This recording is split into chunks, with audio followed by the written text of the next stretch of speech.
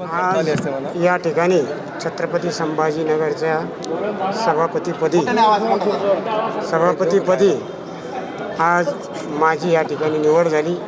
मी सर्वप्रथम आमचे सर्वांचे लाडके नेते देवेंद्रजींचे या ठिकाणी विशेष आभार मानेन।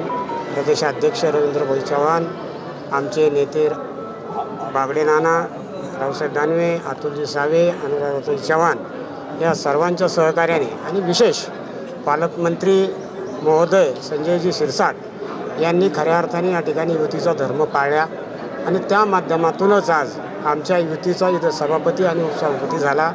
भारतीय जनता पार्टीचे 7ही मतं या ठिकाणी दोन्ही पक्षाला पडले।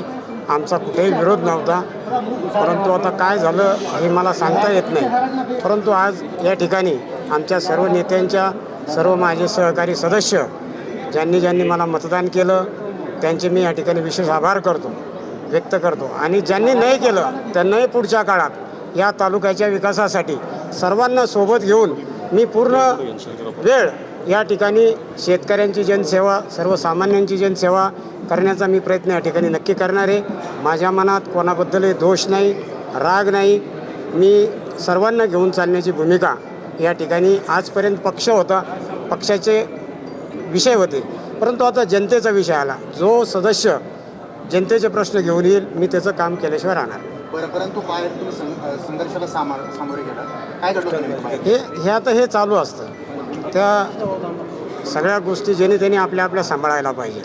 विनाकारण एकमेकांवर आरोप प्रत्यारोप करून त्याचा फायदा होत नाही।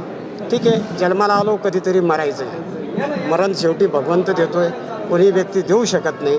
त्याच्यामुळं मी अशा कुठल्याही गोष्टीला घाबरत नाही। पण कारवाई करणार आहात कधी आहे का? कारण तुमचा व्हिडिओ आहे हे आता पक्षश्रेष्ठी ठरवतील। जसा मला पक्षाचा आदेश येईल तसं मी करेन। ओके।